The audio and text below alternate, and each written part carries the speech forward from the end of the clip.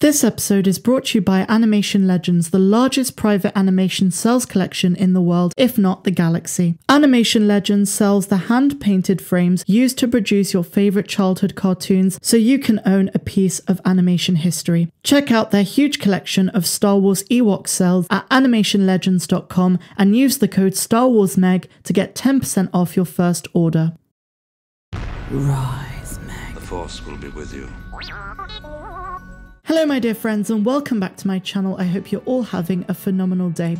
In today's news update we're going to be talking about Gina Carano in The Mandalorian Season 3. We're also going to be talking about the Kenobi series and more. So without any more jibber jabber, let's dive straight into it. So let us begin by talking about the latest Mandalorian piece of artwork, which has excluded Cara Dune entirely. This kind of blew up on Twitter and I wanted to cover it now. As always, when it comes to issues like this, I will preface it by saying I do not get political and I don't share my own political opinions. So let's begin by reading this article. Throughout The Mandalorian Season 2, the actress consistently made the rounds on entertainment news sites due to her divisive tweets about a variety of issues. Carano's followers fall on both sides of these topics with opposing hashtags. Carano, who received support from Mandalorian co-stars like Pedro Pascal and Katie Sackhoff, has long been expected to receive her own spin-off series, likely in the form of Rangers of the New Republic, which was announced by Kathleen Kennedy during Disney Investor Day 2020. There have, however, been unconfirmed reports that Gina Carano's Cara Dune will only feature in Season 3 if she issues an apology. While Jon Favreau seems to not have been bothered by what she said on Twitter, it has gone to a point where Lucasfilm are not happy with the amount of publicity she's been getting for the wrong reasons. Now, a video has begun making the rounds online that supports the theory that Lucasfilm is distancing itself from Gina. Fans have now discovered a piece of Star Wars artwork which seems to have removed Cara Dune entirely. One user called Mark Rutz says, "It's been my great privilege to have once again been asked by Disney and Lucasfilm to create art for The Mandalorian." Instantly, fans seemed to tweet the fact that they noticed Cara Dune was missing.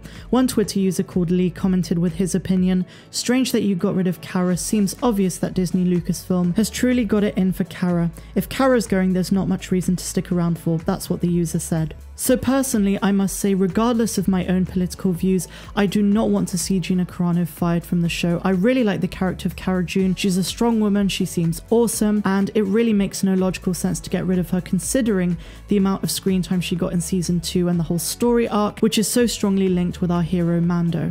I also find it odd that they even included Morgan Elsbeth, the magistrate from Chapter 13, but they didn't include Cara. They even have a freaking bantha on the far left and they didn't even include Cara Dune's character. I think that's really bad and I'm going to be completely honest with you. It's pretty blatantly obvious this was a deliberate attempt to get rid of her character. I mean, if you're going to include Greef Karga and Ahsoka Tano, you have to include Cara Dune.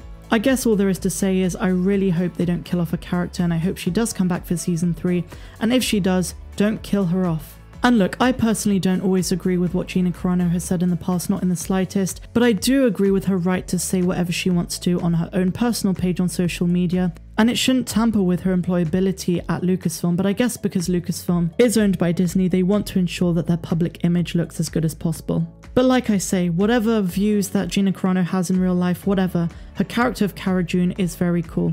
And so with that in mind, let's move on to our next article. So we're still on the issue of The Mandalorian, and now we're talking about Jason Isaacs, who wants to reprise his Star Wars Rebels role in The Mandalorian. So the article from Screen Rant says that Jason Isaacs has expressed interest in reprising his Rebels role of the Imperial Grand Inquisitor. Mando has already brought back voice actors from animated Star Wars projects to play their characters in live action, such as Katie Sackhoff as Bo-Katan. Surely one would think that that leaves the door open for more reprisals, and Isaac's Inquisitor would certainly be an interesting character to resurrect. Of course, resurrection is an apt word for the potential return of the Grand Inquisitor.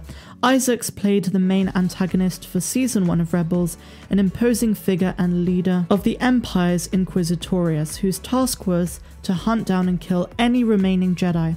However, Isaac's Grand Inquisitor died at the end of the show's first season after a duel with Kanan Jarrus. That would seemingly preclude him from appearing in any Star Wars story set after Rebels, but a recent plotline in the comics makes it possible. In a 2020 issue, it was revealed that Darth Vader was able to save the spirit of the Grand Inquisitor, binding him to an ancient Jedi temple where he was cursed to guard for all eternity. So that leaves the possibility of the Grand Inquisitor returning in the live-action Disney Plus family of shows, and his original voice actor is interested in reprising the role. The Mandalorian might not be the place for him to return though, as his name has also been thrown around as a popular fan cast to play Thrawn himself. He's been featured on a long speculative list that includes Benedict Cumberbatch, Jon Hamm, Robert Downey Jr. and Lars Mikkelsen, who voiced Thrawn in Rebels. I will just say that it's pretty much been confirmed at this point that Lars Mikkelsen will be reprising the role of Thrawn. Given that Isaacs has already played a major villain from the Imperial era, it seems more likely that he'd return as the Grand Inquisitor rather than Thrawn himself.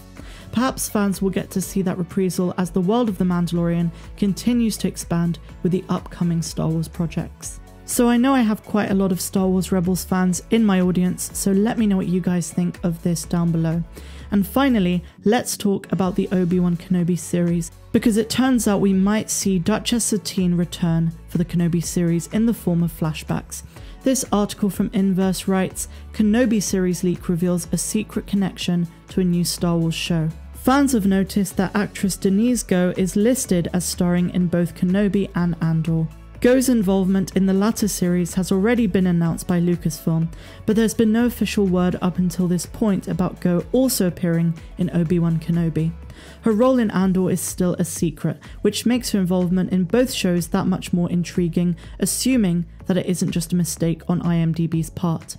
One TikTok user, however, did speculate about who she could be playing, and it's a character we're all familiar with, Duchess Satine Kryze. Gough does in fact look close enough to Satine in the Clone Wars that physically speaking she could easily play a live-action version of her. But just because Gough shares a resemblance to the character doesn't mean she's playing her. Just because she's credited as being involved in the show doesn't mean that's the character she's playing. As Clone Wars fans know, Satine was a Mandalorian Duchess who tried to keep Mandalore a neutral planet during the Clone Wars. She was also the sister of Bo-Katan and a love interest for Obi-Wan Kenobi.